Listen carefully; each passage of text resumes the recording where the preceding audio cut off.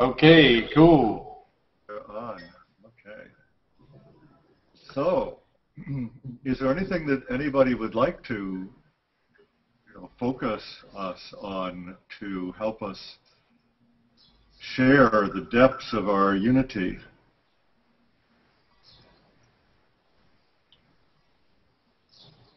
I would. And either speak or never, or forever hold your peace. Well, no, I had this vision last night, and it's still with me now. And that is that all the way we've been acting and being with each other and with ourselves all this time up to today has been in accordance with the old matrix, the old way of being, the way we were raised to believe, and so on. And this present moment has no relation to any moment of the past except that which we give it through our thoughts and our beliefs and our actions. Therefore, I say we should embrace the present moment fully, and together we can create a whole new way of life, a new way of being, and a new matrix where all of us are supported, where life is cherished, and where each and every one of us are supported in loving ourselves and each other. That's what I want to say. Yay! Absolutely. Absolutely. I say yes to that. I say it yes too. Thank you. Thank you, Gary. Yes. Thank you. Thank you. No, let's see. I know Carlo's not present, but he has found that by just being very, very sensitive to any kind of contractions, some of you were there on this call that he facilitated, just by being very, very sensitive to these, what he calls pre-emotional contractions, and noticing what they're about. They're about fear or sadness or some kind of avoidance of reality. Mute your microphone if you have it live. Mute it, please. That just by being very attentive and very witnessing these body contractions, that he's able to exist in this state of just pure void, where he is everything, but he's not identified or attached to how things play out or what the story is, or he doesn't deal with early life emotions anymore. He's just, everything is unified in this non-dual witness level that he feels in a fully embodied way. And so I know here we give a lot of attention to attention itself and feel every cell in our body being awake and aware, as a group. And yet when we're not here, I wonder that we could learn to be very sensitive to any kind of contractions and have that as our first responsibility to, by being conscious of them, by witnessing them in our bodies, hearts, and minds, releasing them and dissolving them through the presence of consciousness. And so I would like to ask here today that if there's any kind of contraction that has been coming up in our lives, that we could bring it forward in this space of unity consciousness and dissolve it and release it one by one as we each take our turns. So, for example, I know that I can, this human being, this ego I, Sperry, can get very worked up about, how things are going to happen. And I have to remember to come back to this total relaxation and communion with the whole of life,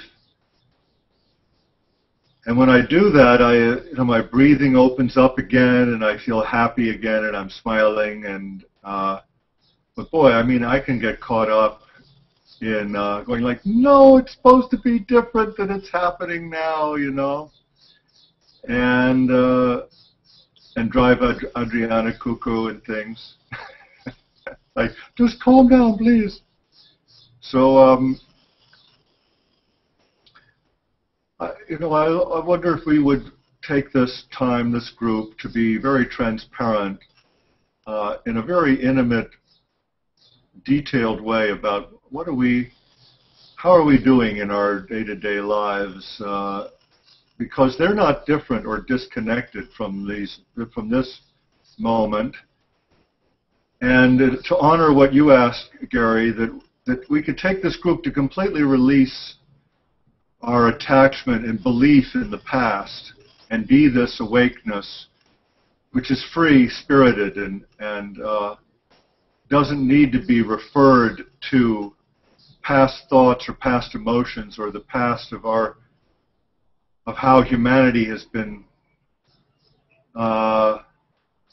living in a collectively unconscious state comparatively. And so by entering into this common sense of pure awakeness that is disidentified and yet so intimately embodying the whole of life, everyone and everything and nobody, that we could take this time in honor of Bill Brockbader and everybody and all creatures and all plants everywhere, to release our identification emotionally and sensorially with whatever we feel victimized by. Would that be okay with everybody? Yes. Okay. Then who would like to speak next? Would you, honey?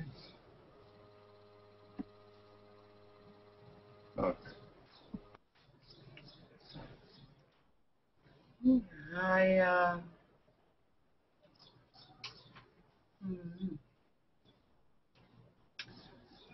I feel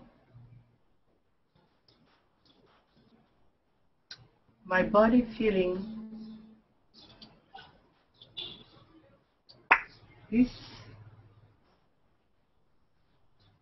very deep feeling of happiness by being here.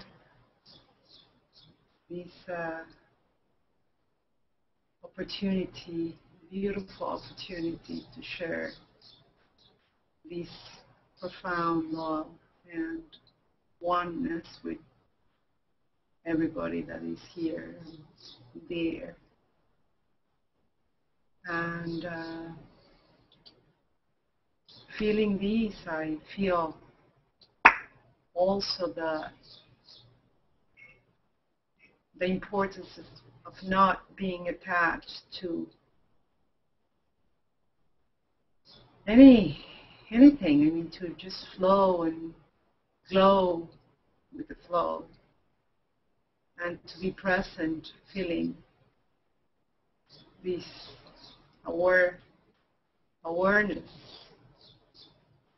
being aware of awareness, and by being that, not being attached to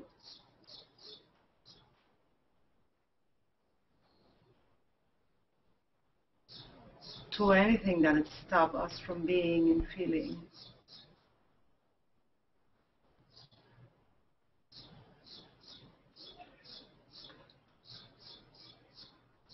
I feel we can see it all. We can feel it all.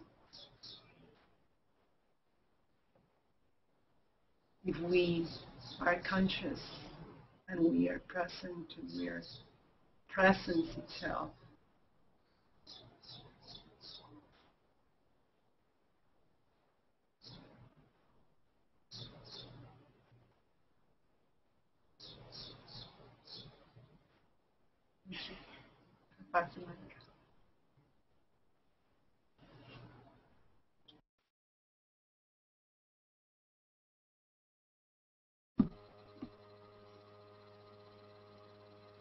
The concept of pre-emotional contraction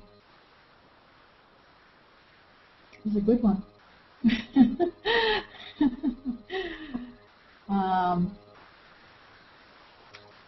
Something to ponder and apply.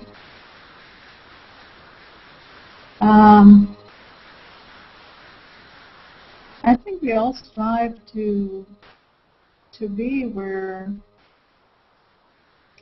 Gary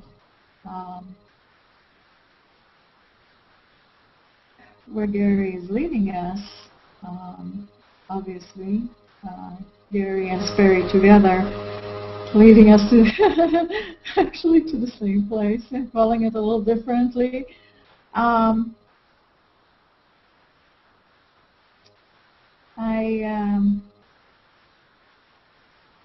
I would like to have more assistance with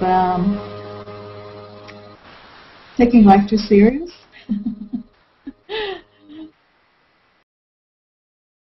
When I think that all this is real.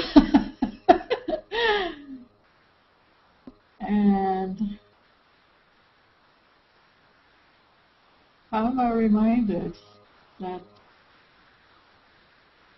I am the orchestrator, and I'm all of it, and I'm you, and I'm everything. So I'm thinking today about changing the weather. It's getting pretty hot here. So doing some of that kind of work, you know, like fifth dimensional work, I mean, we should have an impact. We should really be able to pretty readily today already, I think, affect our weather. And especially if we work as a group. And really create the habitat or the environment and that we'd like to have, moment by moment. Okay, thank you. Who'd like to go next?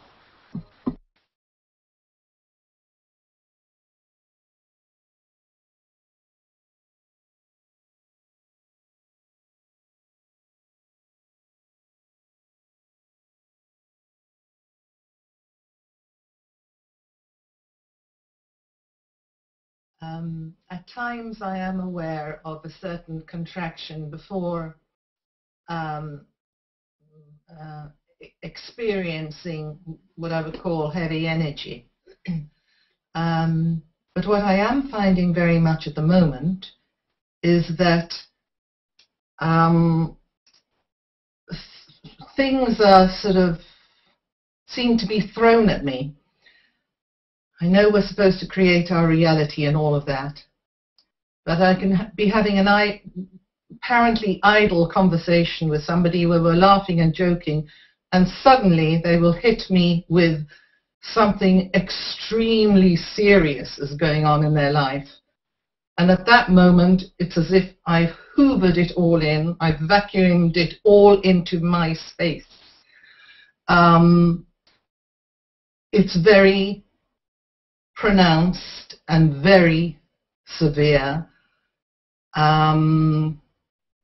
It relieves the speaker, the other speaker, but I am left then with something really heavy within my energetic space, which I then have to work on. And I find that even an odd bit of news that I will see in a newspaper, for example, been dreadful things going on in this country. I won't even spell them out because I don't want to pass it on. But I found that I had an immediate effect of feeling huge grief at some of the things that are perpetrated on this planet. Also followed by a rage that innocents are exploited and hurt. So for me at the moment, I'm not even aware sometimes of a contraction before I absorb energy, shall we say, or a form of consciousness, or a form of lacking of consciousness that is extremely difficult to have, but it seems to me that I have to deal with it, whether I like it or not, because somehow or the other I have drawn it into my space. That is the thing. So at the moment, I'm finding I can have some glorious and beautiful moments of experiencing the joy of life, but also there are some very dark clouds that walk with me at the moment, and it takes the very best of me to be with it, because I cannot always shift it as I would like, and equally I expect or have expected that life would be different from me at the moment. So in a sense, I'm in a state of shock also at having to deal with things that I had not expected in my life. I pass the mic.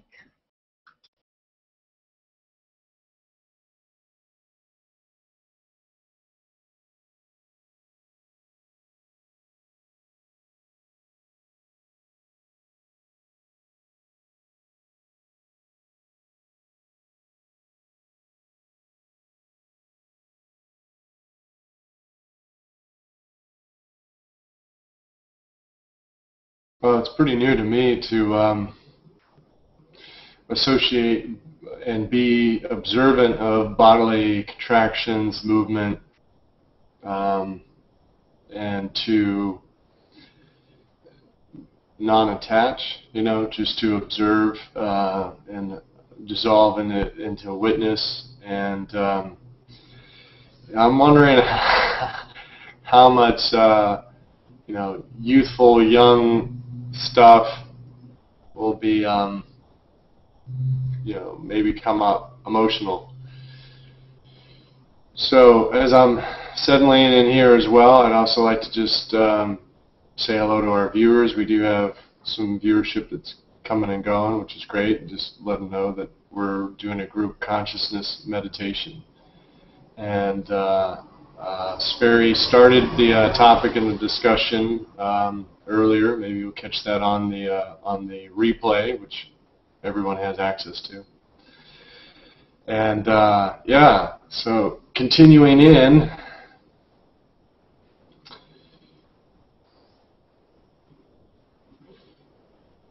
So what's up for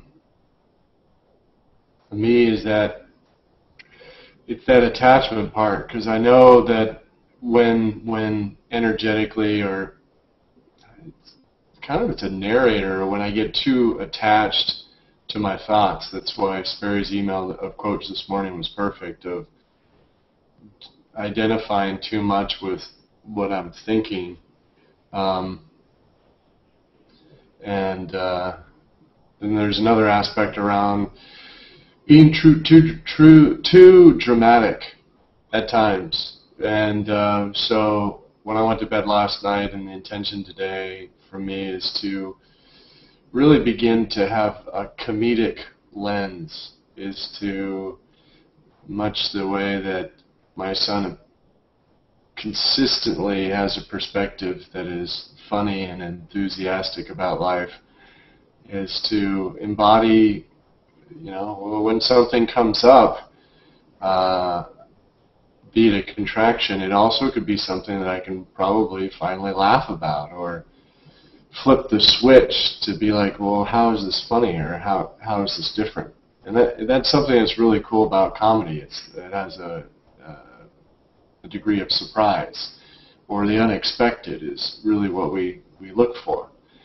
And I think what had been kind of dramatic in my life is it's the same shit. It's the same, you know, fragmented, distracted, pained, apathetic, griefed, frustrated, and it's all from separate consciousness, or being out, you know, being in an illusion of separation and struggle and strife and that type of dynamic. And that I know what we're doing here is to fire us all up as a whole, because we're awakening humanity as one. And when we do that, of course, we're making sure that all needs are met for all of life, and that we're tuned into life itself, and life lives, you know. And in the aspect of just being in great harmonic resonance, that I sense each and every tuned in is going to continue to live and live better and thrive. And so, with sharing this, I'm feeling empowered, you know. It's not a contraction or even watching for an attraction. It's kind of watching for strength to you know, and height and good breathing and being pumped and enthusiastic and energized and engaged and fully present here and now.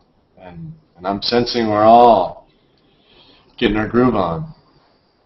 And I'm stoked of how trusting and loving we are for each other, to give each other space and to maintain unity consciousness with each other, which is fantastic.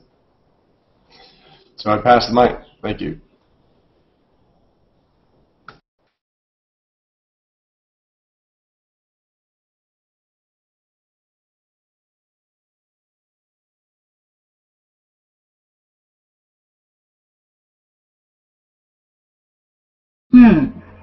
I think it's a bit of a difficult exercise for me to express my emotion.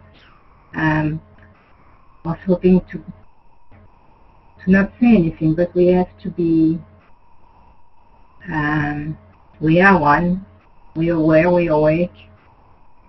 And boy, this is not easy. You know, it comes back to the old pattern of life, where you just get on with life. So okay, I started late with the hangout.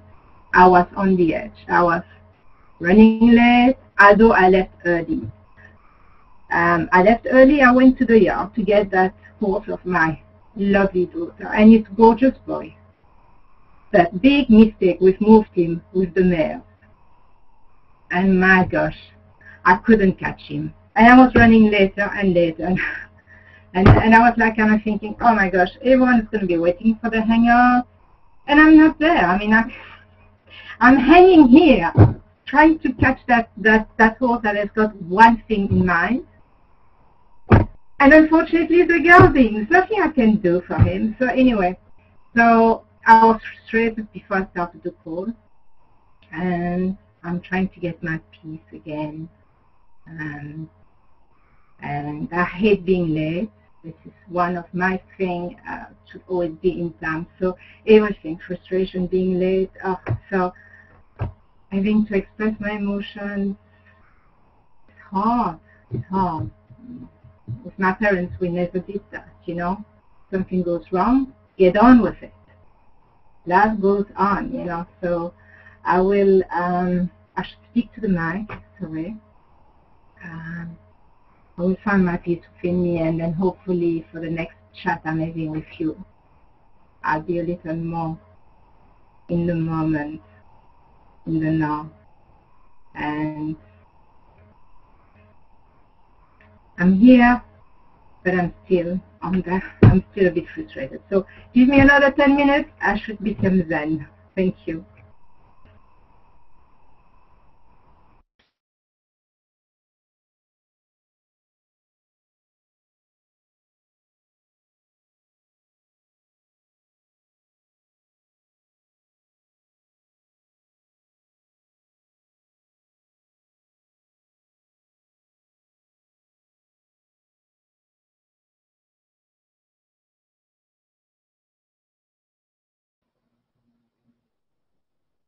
There's so many ways it comes at you. The waves of the mind. They create these big dramas that seem to sabotage us. Mary was saying, stuff comes from nowhere. You love pleasant surprises, but you don't love the present,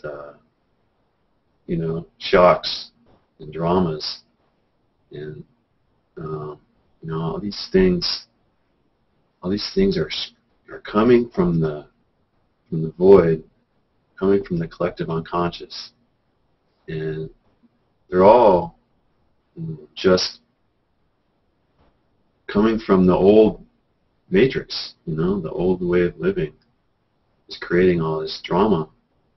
And it's like, to me, I feel it's coming to you for your attention, not for your emotional attachment, not for you to get involved in the drama.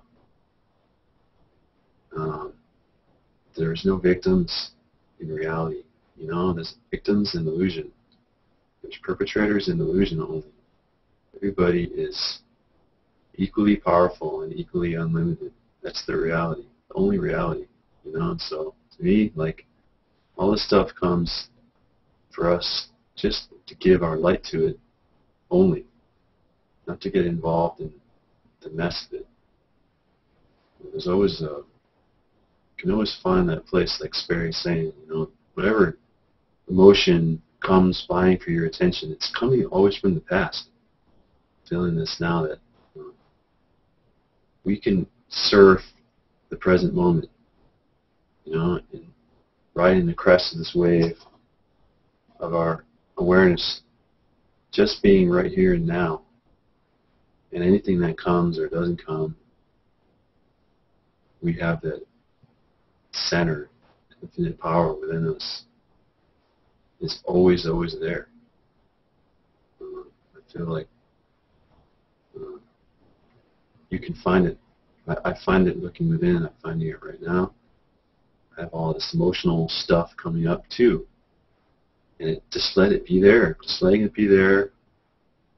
Doesn't matter. Nothing can harm us because we are immortal. Awareness, beingness, and bliss. And what can stop us when we're in this state? When we join together in this state, infinite courage is ours, always. So that's what I'm feeling right now. Thanks.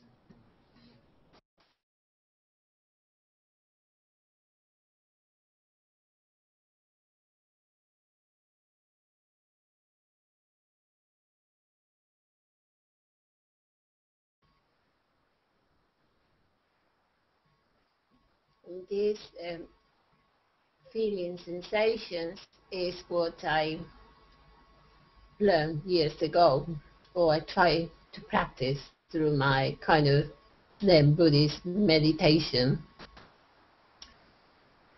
And I noticed that what comes to me when I feel the sensations, if I feel some kind of contraction that is quite old in a way, perhaps a contraction that is there for many years, my mind starts to get very busy. So it's trying to find a solution, and it throws different scenarios or things to do. So the mind gets very restless and pulls me, or try to pull me in directions that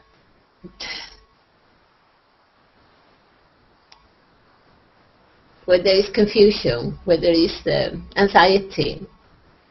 So I think for me, it responds through my mind, throwing a lot of pictures, images, possibilities, and anxiety to, you have to do something. and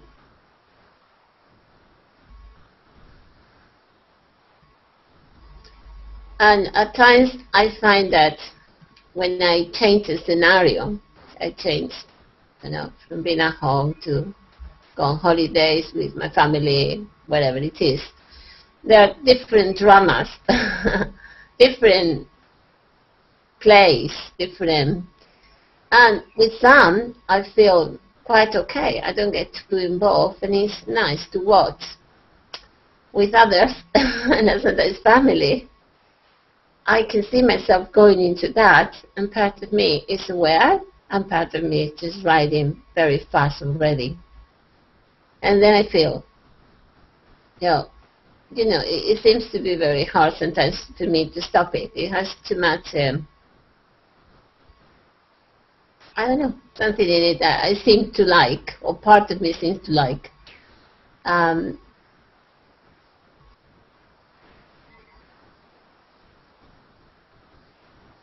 That I experience that even a bit of feeling the sensations, even some awareness.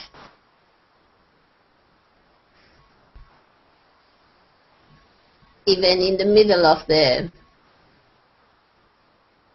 observing, the engaging with the drama, still, it's something there that is very beautiful. And I do find, the body is a good anchor to keep here to the best of my ability.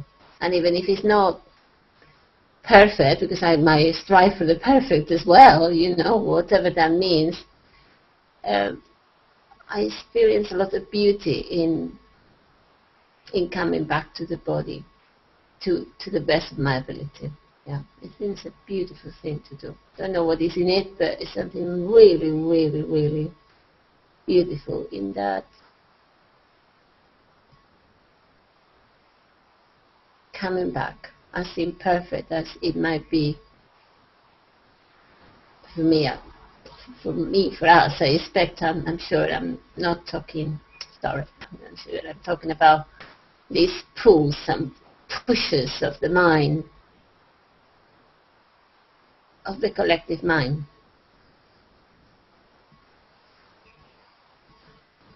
And I think, as someone mentioned, it's always the possibility to come back to here.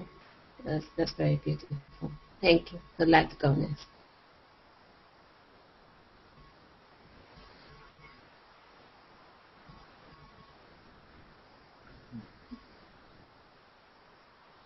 Well, it really astounds me personally that, having experienced that it's the causal, creative, transformative power of presence, of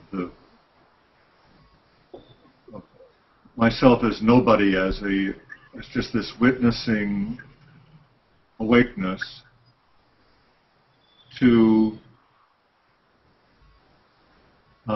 digest and assimilate and process whatever form-based life, life and death and suffering, whatever it may be, of my own or others, this body's, or the whole of humanity, all the creatures, all the plants being compromised, from one perspective, needlessly. It can be very challenging still to always choose to let it go and accept and allow everything just the way it is happening, knowing that we could all be witnessing as awakeness collectively as a species, and be in the golden age and heaven on earth, creating heaven on earth together by our combined presence. And having existed without a body, heart, or mind at age 4 in my near-death experience, kind of just opened up this sense of being intimately indivisible from everyone and everything and nothing, and so I have felt as one human being personally responsible, like, what can I do about this? And I know if I didn't care and I felt it's all okay just the way it is, it's all perfect, I don't need to do anything, I felt that was not the right thing. But then I saw that it's only by being awake as this witness in a fully embodied way. So my human body, heart, and mind is realized to be that same no thing, that the same self-same witness that has no image and no agenda. You know, I still find myself switching back and forth to being a lone human being who sometimes with other beautiful souls like you all want to join this awakeness as a group, body, heart, and mind, to be able to learn and practice how to anchor this awakeness that can transform the suffering into joy.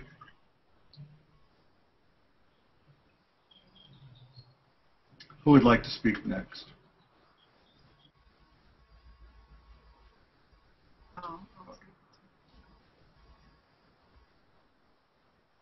Yeah, I noticed. I've noticed that I feel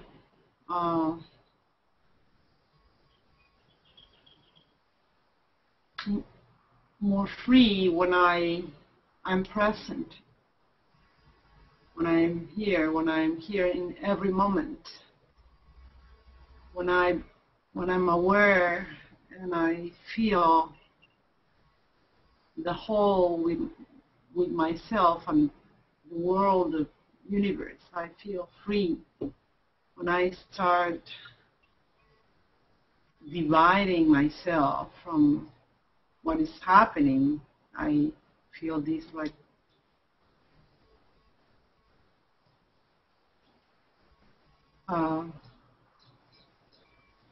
I feel divided, and I feel like out of control. So when I feel like, what I need to control? There's nothing that I really need to control. I just need to be and to feel, to observe, to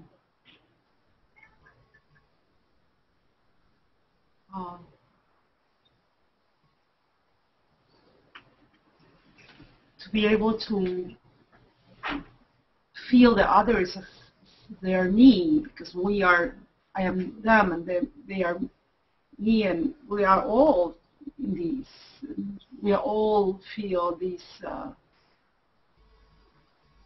We have different situations or conditions that make us, or happenings that make us suffer, and I've been noticing myself that if I'm able to feel and to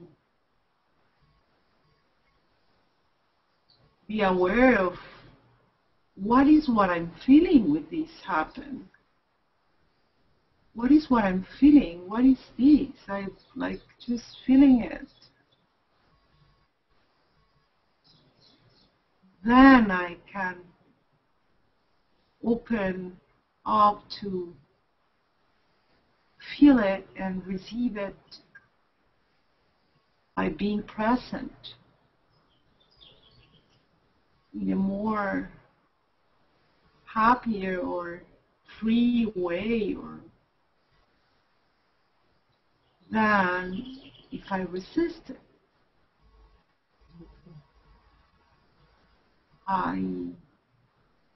For many years, I tend to resist, and that resistance hurts, and I didn't understand.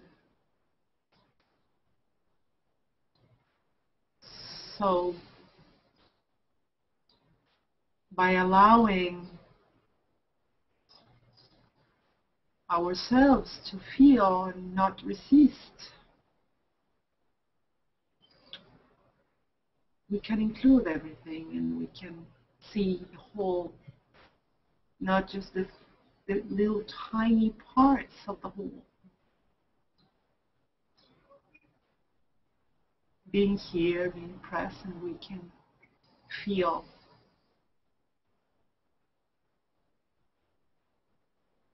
some parts on the whole. And that's magic. It's a great, wonderful feeling. And I've noticed by being here, practicing all together, and helps. It really help me, help us, help people that is surrounded me, people that I'm dealing with, us all feeling more open to be present and experience this blessing of creation itself. Thank you.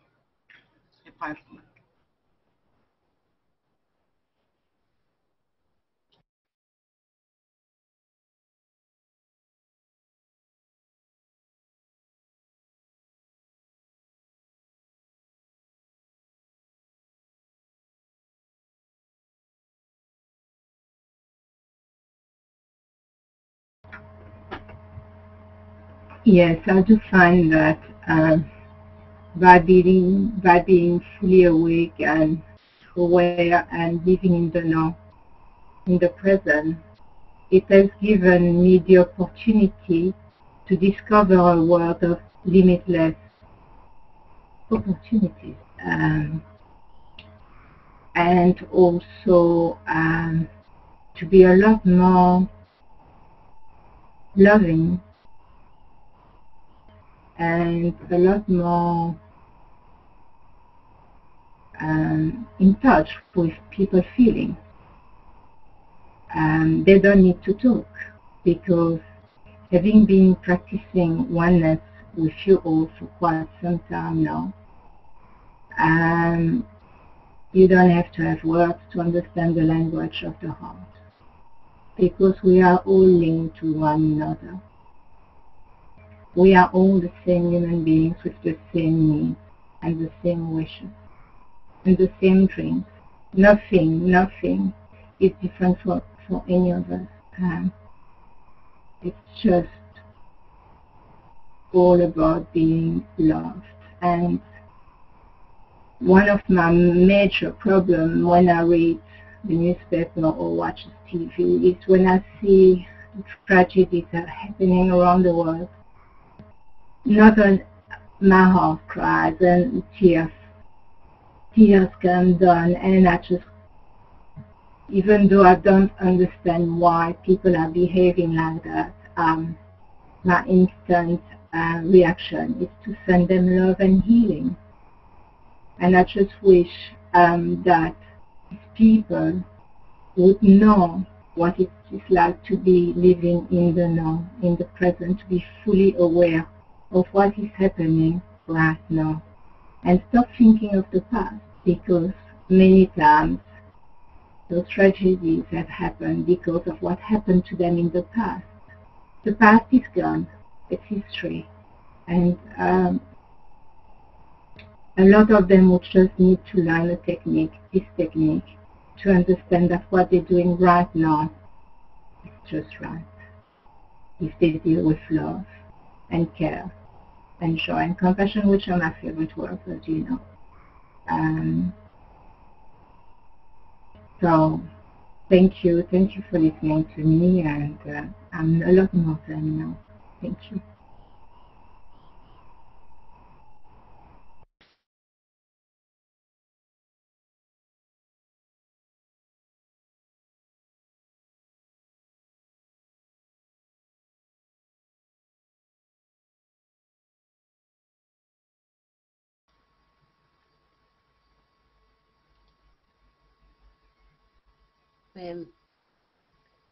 When I am able to come back to the present, life starts me having a quality of a dream. So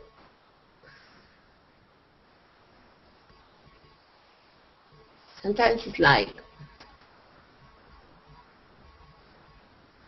being in a dream and waking up.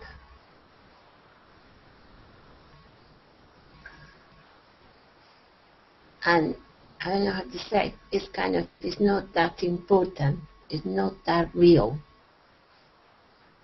unless one's belief is that important and that real.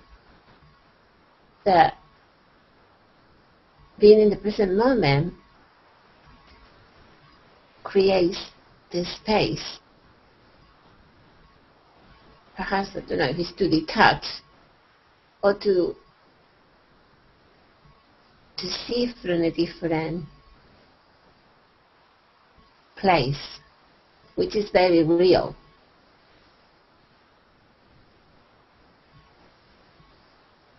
And from that place, the other is like I like the storm in the cup of tea. It's like a storm in a cup of tea. But if I am in the storm of the cup of tea, it's difficult to see. But when I'm able to be in the present, it's so, I don't know, so unimportant.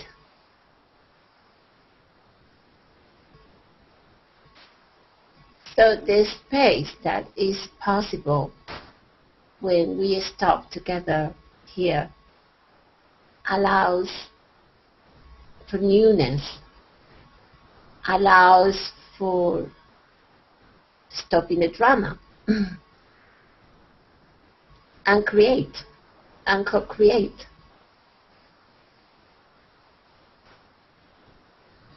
Allows for being free and be the master, not the dreamer.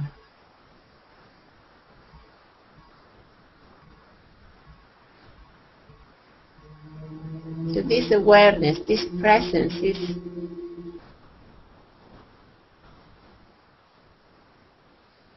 it watches the dream. There is not a dream. Yeah, the dreamer, the unconsciousness awakes.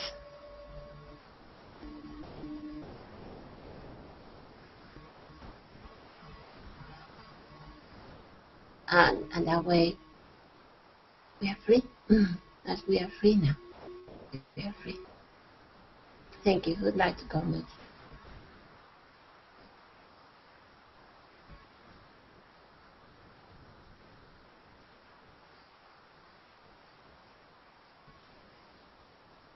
True.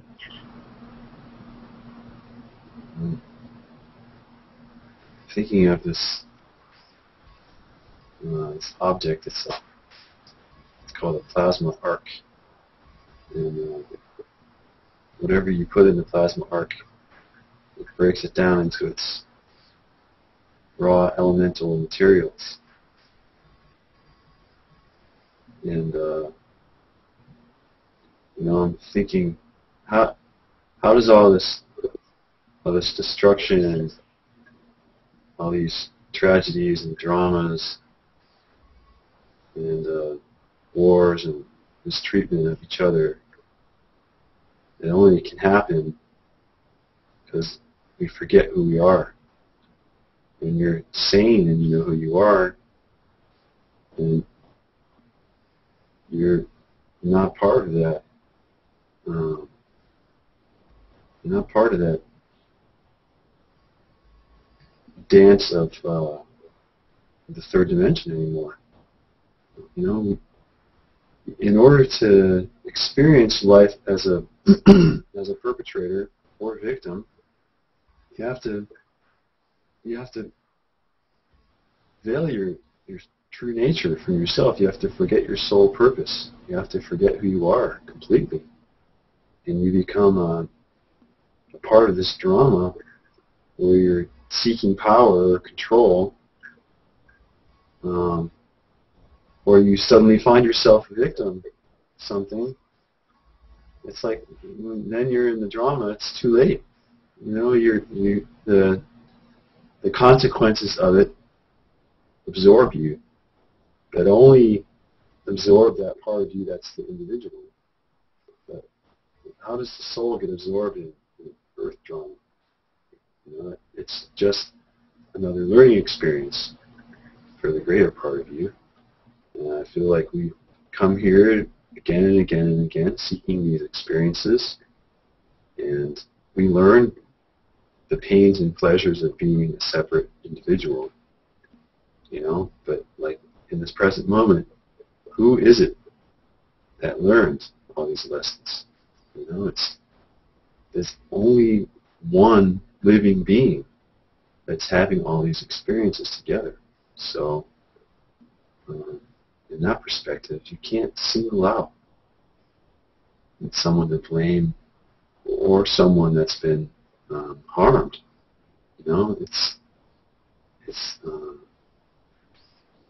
to feel the fullness and the connectedness of everything is to cancel all that out. And I feel like now, in this time of history, whatever that means, we are emerging out of that.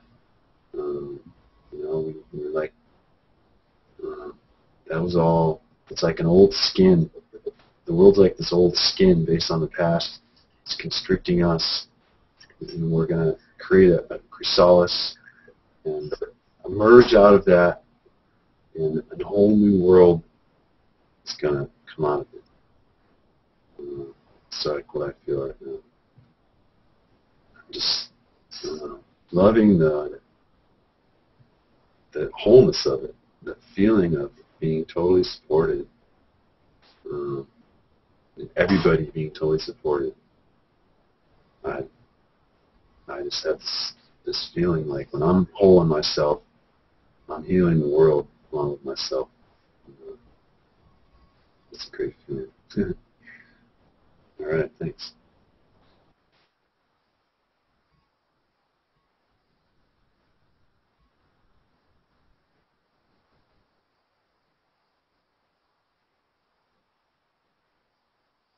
I also feel that the old world is trying to lure me. And when there are dramas, let's say, for instance, I'm driving and I see an accident, I ignore it. I didn't used to do that. I used to be totally immersed and, okay, how can I help or what can I do? And there is a knowing now. I know when, and that's most of the time, I know that I have to ignore it, because otherwise I'll just become part of the drama and then we're back, same old, same old. So, if I see a car accident, I mean, of course, I'm sending energies and I'm sending love, and I feel that this is much more beneficial and healing and harmonizing and much more effective to just send light and love in cases like that. because I feel that getting emotionally involved is a bottomless. Unless Adriana can tell us how to come out of it triumphant from the other end, I haven't been able to do that. I'm always dragged in, and then I'm just like losing myself. I'm losing my strength, and I'm losing. So that's about the old world, and the new world is very exciting. It's very exciting, and I, Michaela was talking about, rushing to get in time, and I find myself, okay, how do we get time to go backwards? Let's go back in time. I need more time. Let's roll it back. And sometimes it's like it do happen. It does happen. It's not.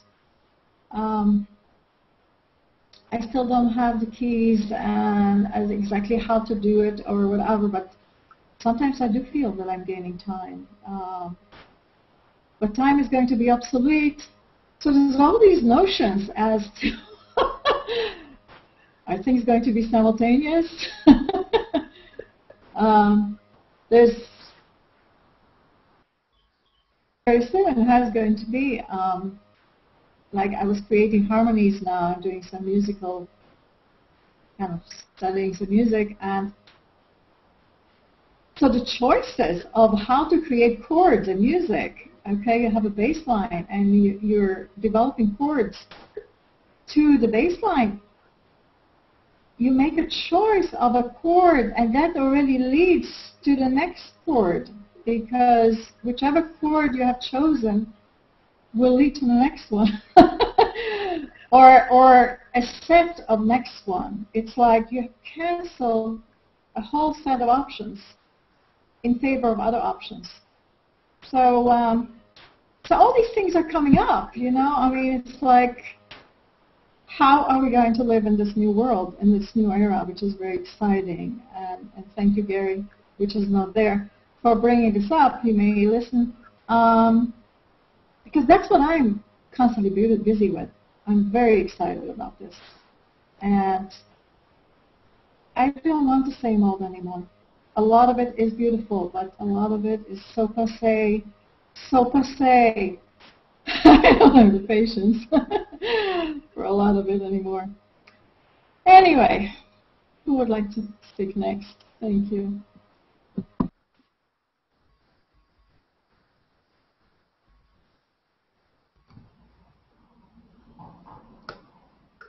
Well, I could definitely relate musically. So, yeah.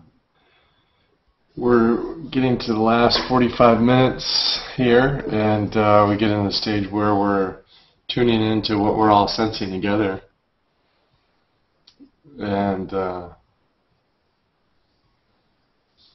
so I'm sensing have a level of comfort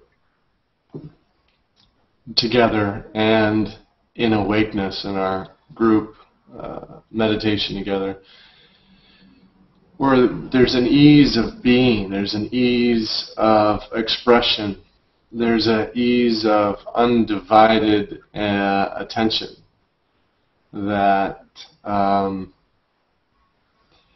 allows form to have infinite manifestations and to maintain a void, to maintain a formless awareness.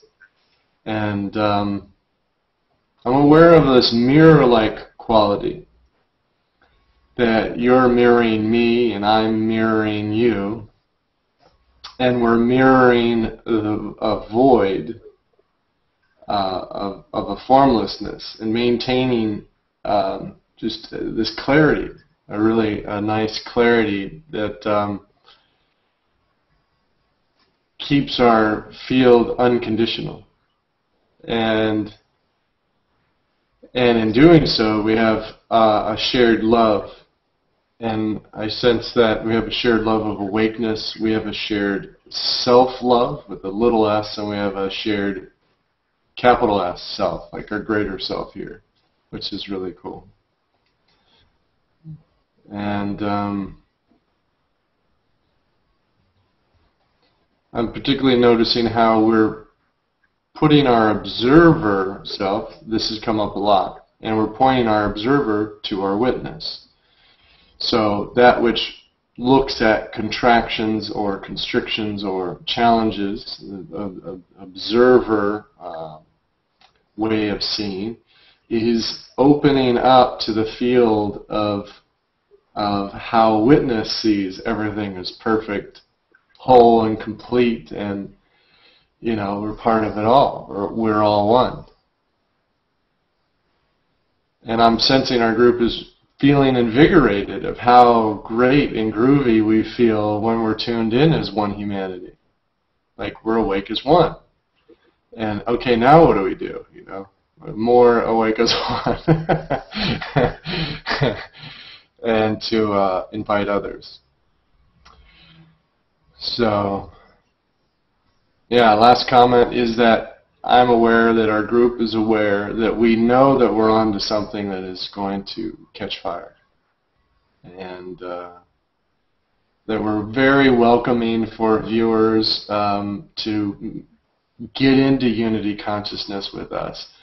And our intention is that our recordings are very inductive.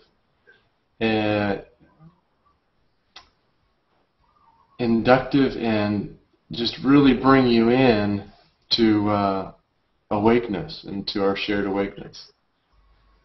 And I know our intention as our group here is very strong, and it's very much aligned with consciousness itself, with all of life, desires for humanity to wake up. And we're practicing, so we're glad you're practicing with us, and I'll pass the mic.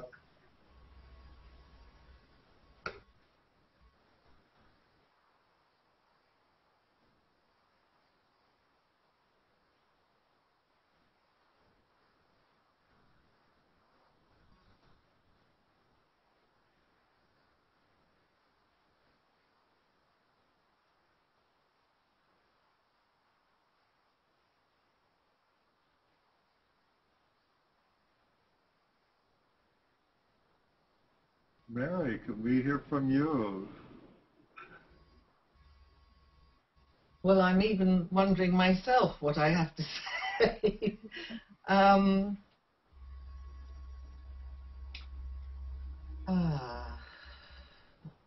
Operating from two levels, which is normal since I'm Gemini. And so I always speak with two voices, think with two minds. And I was thinking as I've been listening to all of you, so there's a part where I have simply been listening and aware of the lightness of being of all of you.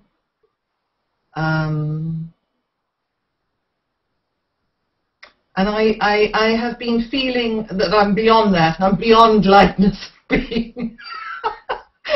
There is such a place to be. I don't know. It just seems as if I, in a funny sort of way, the words that were coming to me was, I don't belong. I actually feel I don't belong on this planet anymore. I don't belong in this life anymore, I feel. And I've been feeling this for some time. And it may be, we're all in the shift and expecting and wanting a brave new world, and we're launching ourselves hopefully into a new consciousness. And and it seemed to me that I was aware of listening to all of you, how very easy it seems for all of you. And am I the only one that has my hands in the mire? And why would that be? And Gary was talking about these different dramas coming, well, they're coming right, left, and center, you know, like from cannonballs at me, and wanting my attention. And yes, and I can see that a new, almost like a discipline is required of me, because I am an extremely feeling person. I feel in God at so many different levels, and so to ride this wave, I think it's quite important for, you know, those tuning in and looking in. Things are difficult for a lot of people, I have observed, and but to ride the wave, somehow or the other, like, aware of great emotions, and I think, as sort of Gary was suggesting, of not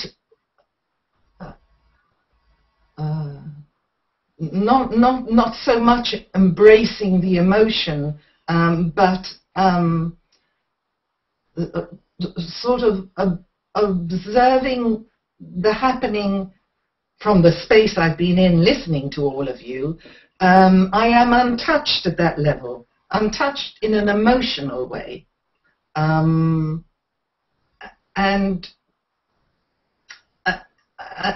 this is the thing. There are a lot of people out there who might be looking in, maybe like myself, have come in on an emotional ray. There is such a thing. Some of us have come in on what's called an emotional ray. So we feel things very, very deeply, hugely, maybe dramatically.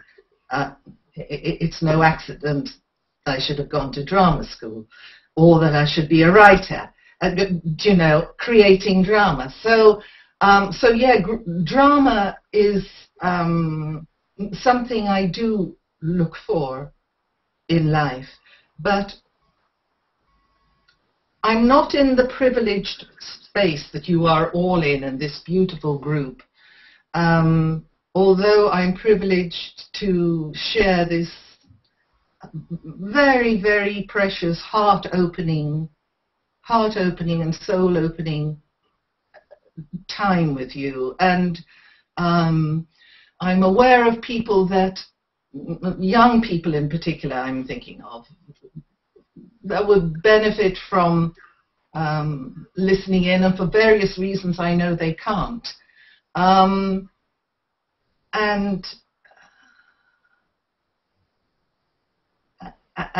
how amazing is it that somebody of my age, now I normally don't mind telling people, but I'm not going to tell the world today of my age, just having reached it, but how often is it, I mean, it does happen from time to time with me, that my age group and youngsters are so totally at ease for so long of an evening, or a morning in your part of the world. So I'm aware of a very, very beautiful kind of alchemy, soul alchemy, heart alchemy, that is happening here. I go in and out of both comfortable and places that I won't even describe as comfortable or uncomfortable. They're totally beyond that, really totally beyond that kind of feeling. And all I can say is that if I could capture that space of being fully present with all of you and all the love that you are sharing here, if I could capture that and hold on to that all the time, the dramas of life, I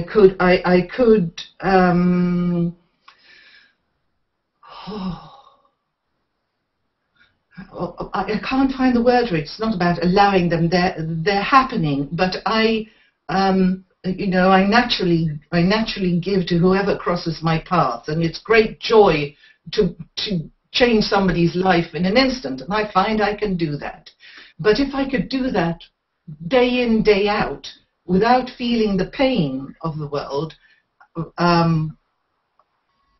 that would be marvelous. And so I see that even in your gentle mirroring back to me, you know, of not to take on board all of this emotional stuff, that actually it may be possible. I've spoken so long, but I pass the mic. Thank you for listening.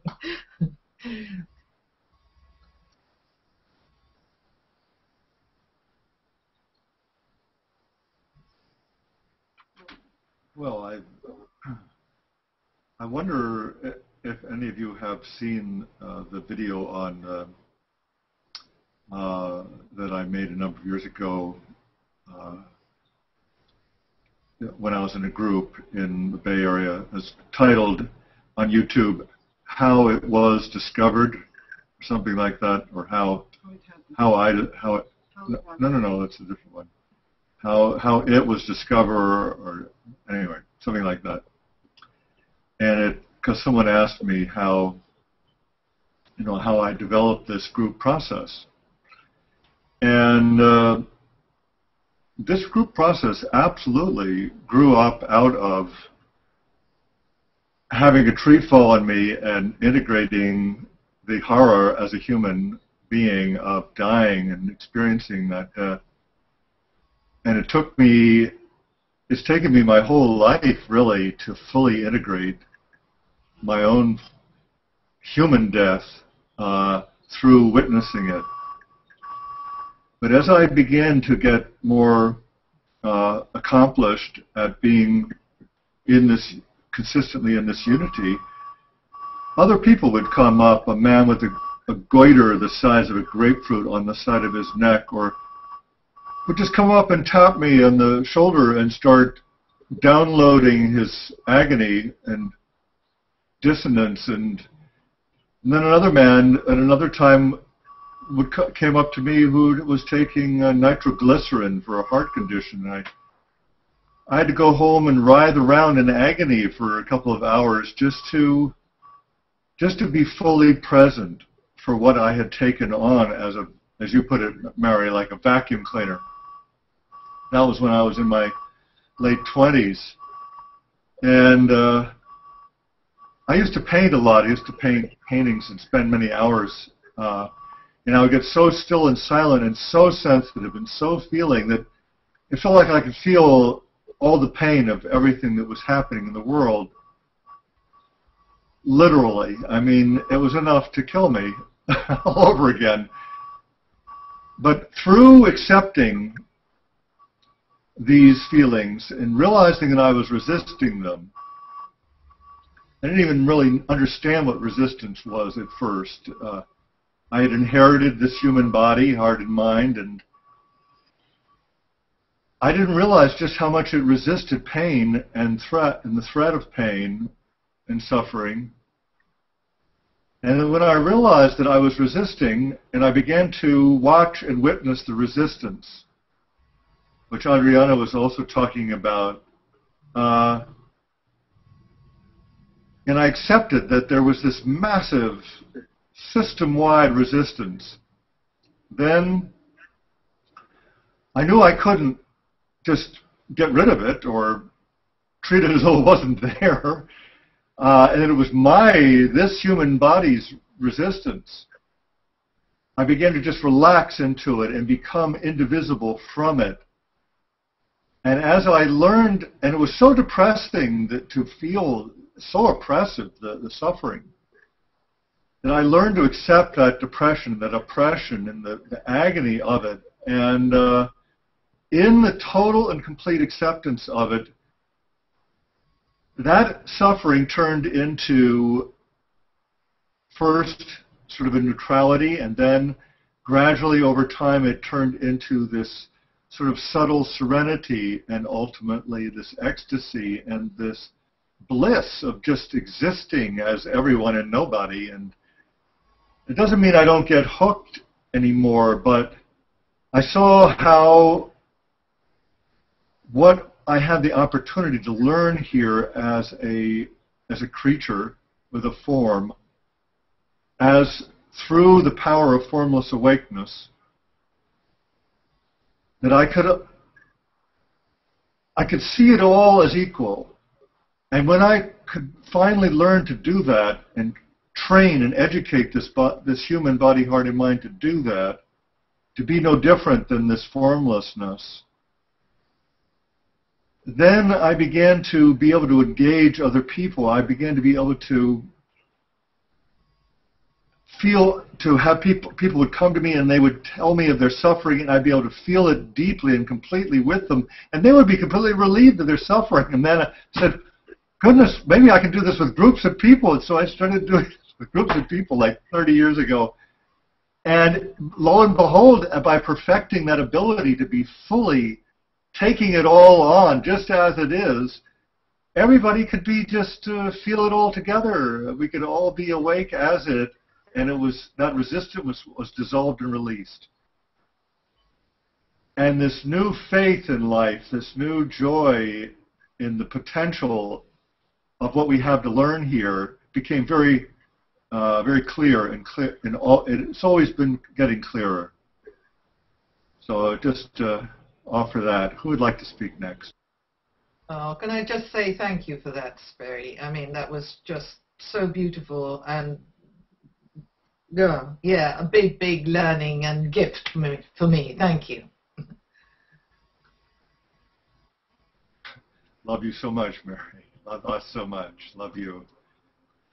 Sweetheart, would you like to share next? Yeah, it is a blessing, Mary. I feel it with you and with us all. It's a blessing to be aware of how we feel and how everybody feels, and feel it with. I mean, it's not that the drama is part of us. We are part of the drama. It's not like we are separated from it. We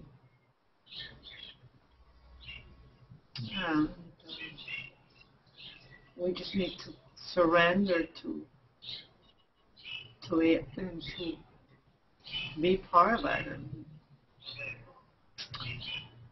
do the best we can. And I feel we all doing this through this practice, and from this practice growing to go beyond boundaries, our own and others' boundaries, be compassionate for what's happening. And in our own way, each one of us do something to help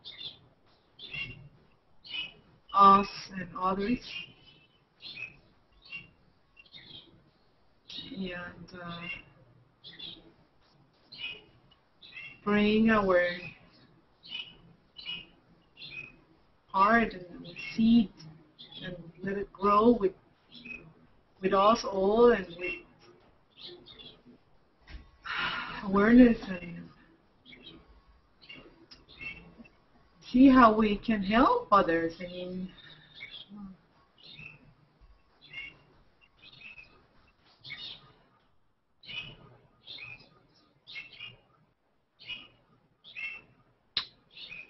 as Gary said, we can be the victims, we can be the perpetrators.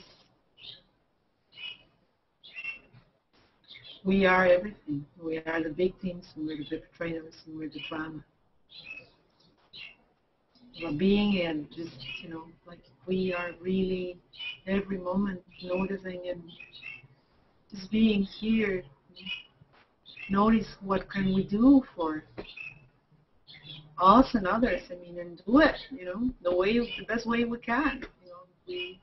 This media is going to allow us, this group, to share and to help others. That's beautiful.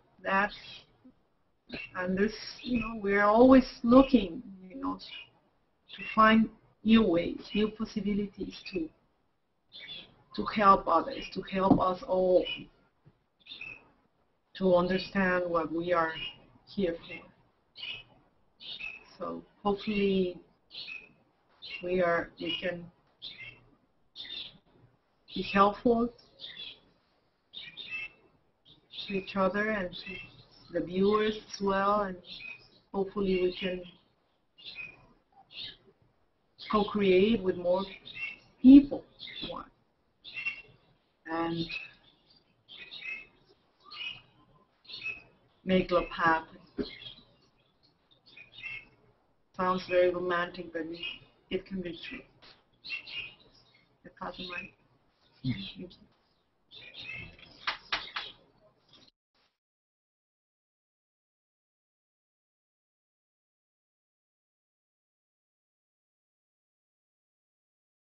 I feel like we're, all of us together, we're realizing so many things about all of us together. We are all having these realizations and revelations as one awareness. We share it, and somebody says something they realized, and everyone nods their heads in agreement. And it resonates back and forth with each other because we're all open to it. And I feel like that's the essence of enlightenment, is realizing that nothing is apart from you. It's not about achieving the ultimate success or achieving the ultimate escape from pain or having nothing bad happen to you anymore. It's not about that at all. It's about realizing that you are, everything is you, nothing is apart from that. I'm thinking about a great guru figure, Ramana Maharshi. He died of a very painful cancer at a relatively young age, and all his worshipers were trying to do everything they could to save him, and he just would keep coming out every day and talking to people and sharing himself with people, even though he was in this tremendous amount of pain. He said that he realized that even the pain was not apart from him. That was his statement about it. And, the only reason that there's not 1,000 people on the call is because people are afraid. They're afraid to be open because they've been open in their life and they've gotten hurt and taken advantage of again and again. And they learn to protect themselves by putting on this veneer of sarcastic cynicism as a hard shell to protect themselves from love. And when people realize that they're only protecting themselves from themselves, and how ridiculous that is, how can you protect yourself from yourself? It's completely impossible to do that. So, this mental life of following your mind wherever it leads you, it doesn't lead you anywhere you want to be. The end result is only to be open up to love anyways. So why prolong the agony? It's so ridiculous. All right, I'm going to leave it with that. Thanks.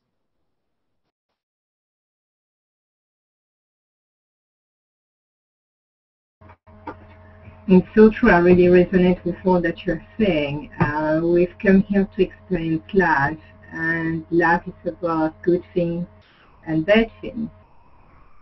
Well, I think with the work that we are doing together, we are learning to look at the bad things from a different point of view and trying to see what are the lessons we can learn from them, so that we can evolve, so we can help the others, so we can be there for the others who are in pain, and having been through some traumas, you can put yourself in their place and you can give probably some advice or some help, and more than anything you will give them love. And in fact, I just want to bring it to your attention. I did a meditation. I do meditate regularly, but through one of my meditations, and I was not in Alice in Wonderland's garden this time, but again, it was brought to my attention that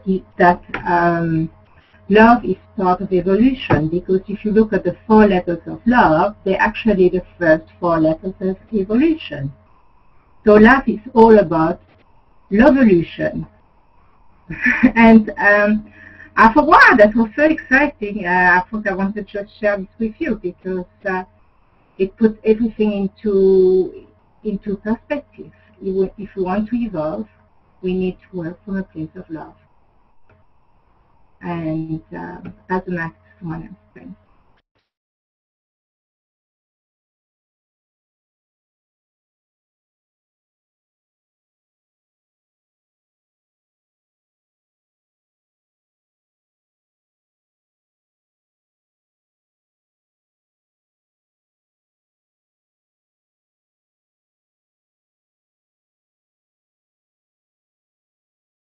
I remember Thomas, now when he sent a little video that he was doing while he was on retreat, I believe, by himself in nature. And it is coming back to me that from the place of looking deeper, I remember he said something like, none of all this is so important, or something like that. Oh, that kind of a mantra thing, you know, that I think that resonated with me, the clarity when I'm awake, that the drama is not important really, you know, and seeing none of all this is important. It's just not. I'm finding a place where the only thing that is important is the love, the connection, the looking with compassion, which is a different place. And seeing the futility of the drama. I think when awareness watches the drama, it's there, it's okay. None of all the content of that is really important. And yet it is, which is a kind of contradiction. And yet it is. It is to be involved in the drama. It is to be a part of it. It is to be, but somewhere. Hard to explain, but I think we know when, I think it's something that it's the inner knowing that is difficult to put into words. There's somewhere along the line, none of all that is really important. And I think that sharing this space together, where we go to what is truly important, and we are willing to say yes to the unknown, to look beyond the drama, to look beyond the play, and find a place to explore, discover, to gather new territories, and go in the adventure of connecting with life beyond the surface. And it's incredibly beautiful, it's incredibly exciting to explore together, to go deeper into the sea, to see what's there, you know. There are fishes, what is it, you know. In the surface, we know it can become boring. But just going into the depth with a bit of, what's in here? Ooh, a bit of fear, a bit of, you see, what's happening? And there's a lot of life beyond the movement. There's a great ocean, deep, with lots of new things to discover together, as we do here. And it's very, very exciting. Very, very exciting. Thank you. Pass the mic.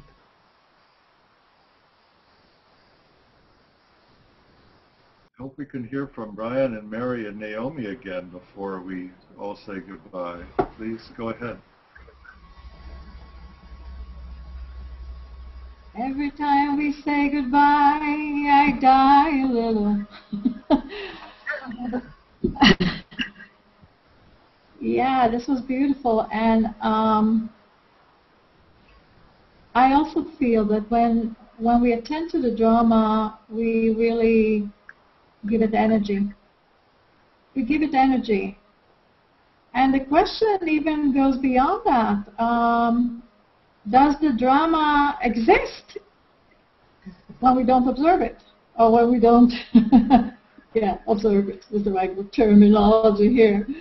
It's just like the tree, when it falls in the forest away from you, do you hear the noise? I don't think so. Does it make noise? Does it make noise when it falls? I don't think so, because you need an observer. So if we stop attending to the dramas, they will disappear, because there will be nothing that will fuel them. And then we can start living.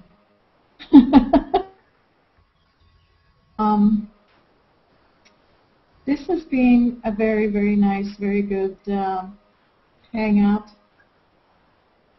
I really enjoyed it, because these are the questions that are, coming up for me all the time. And I think we are reaching a point in our evolution where we can help others a lot by just wanting to help them. And I'm just, when I say I see somebody in pain, I ask the pain to come to me. It's okay, come through me. Just leave that person. And it happens. It's like we are really reaching a time where we have so much more power than we are aware of. And let's try and do it. Let's try and really live the so-called impossible, because it is possible. It is possible to relieve instantly somebody else from their pain. We have a lot of help. We shouldn't forget that. And Marie, I totally know where you're coming from, because I'm there too. And this is what I wanted to try and show you, but I didn't know it would be mirror image, that you're not alone. I'm thinking the same way many times.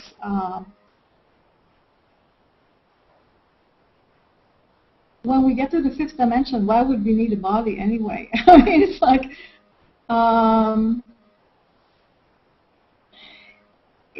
I think we have, as humanity, we have explored and we have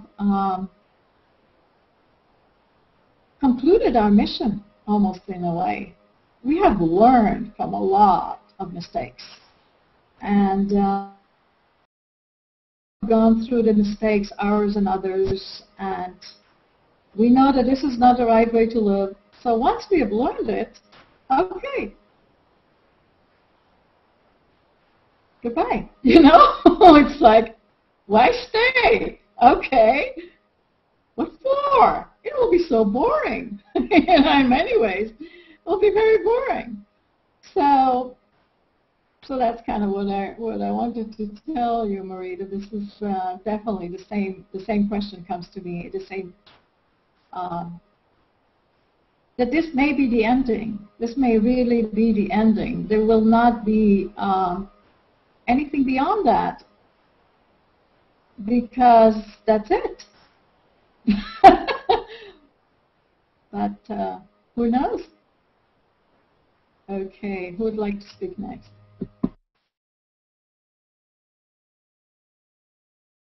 there's just one little thing I'd like to say, since we're talking about love.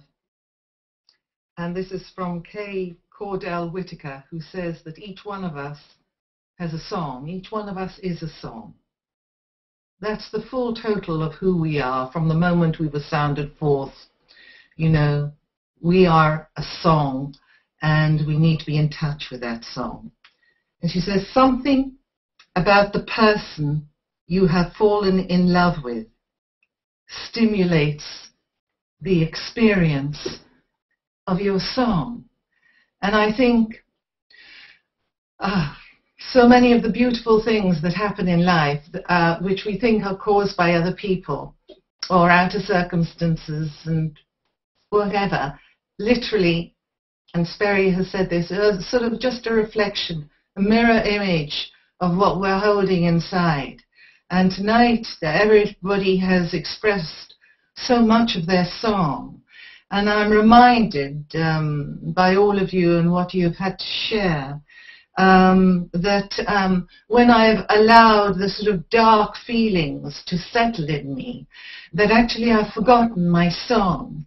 And the way back to your song is through joy and passion and, of course, love. So I leave that with you, darling people. Yeah, fantastic.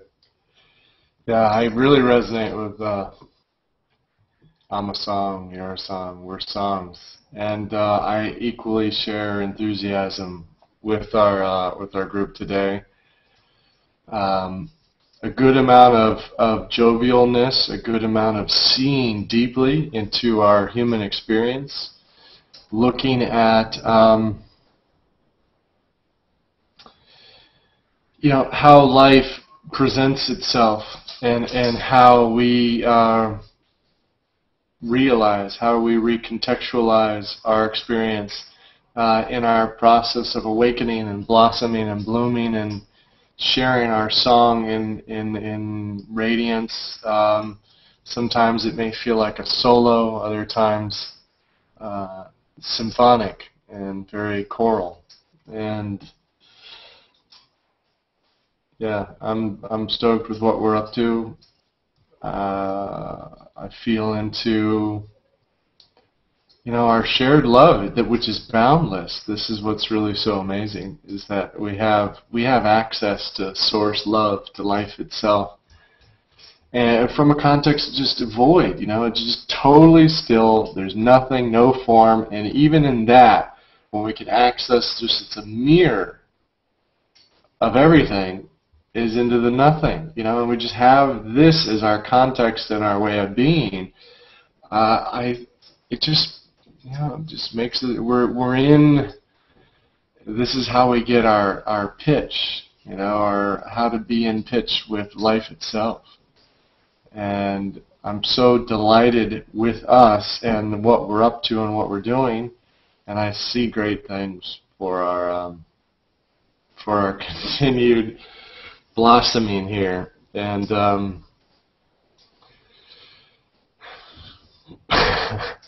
take off your seatbelts, I suppose. It's going to be a wild ride. It will be really fun. And I'll leave it with one more thing, that what my takeout here, my takeaway is kind of what I'd set last night, which is to begin to see from a context of comedy, that I'd been living in a perspective of drama. As much as I'm the smiley guy, really happy on our hangouts, I have another side which can be embroiled in the deep upset and in tune with the pain of life, desiring to just thrive. And what's the holdback? What's the resistance? Why is there this manifestations, even if they're illusions, you know, there's a temporal quality to them which are very painful for people. And I guess I'm getting newly an ability to see beyond it and to see through it. And as Sperry shared, is that to fully feel it into a neutrality, and then continue to be present with and awake with, such that it dissolves into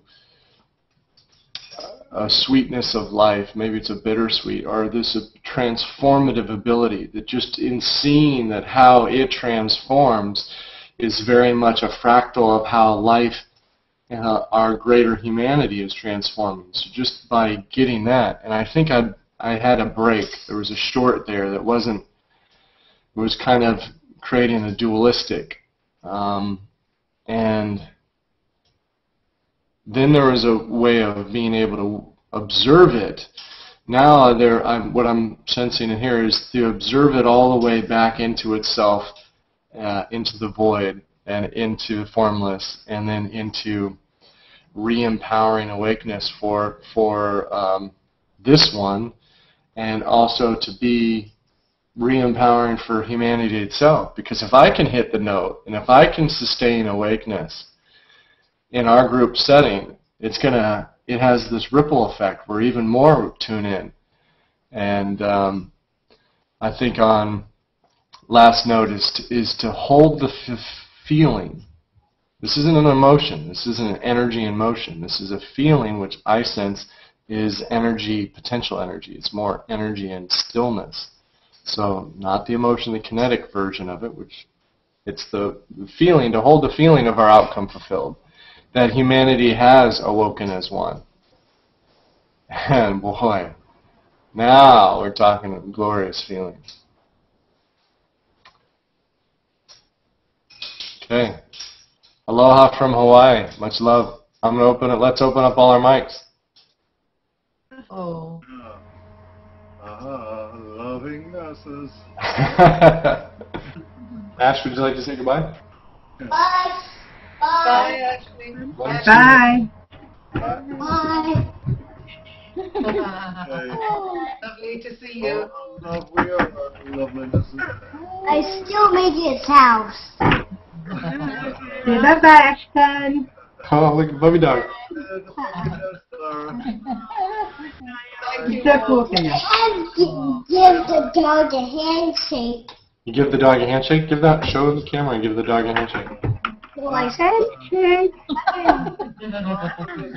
That's great. I'm just going to kill them. All right.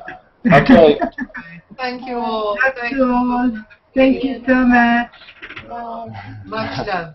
Much love. Much love. Thank you. Love you Bye-bye. all so much. One love. Bye-bye. One love, one people. One love. Cheers.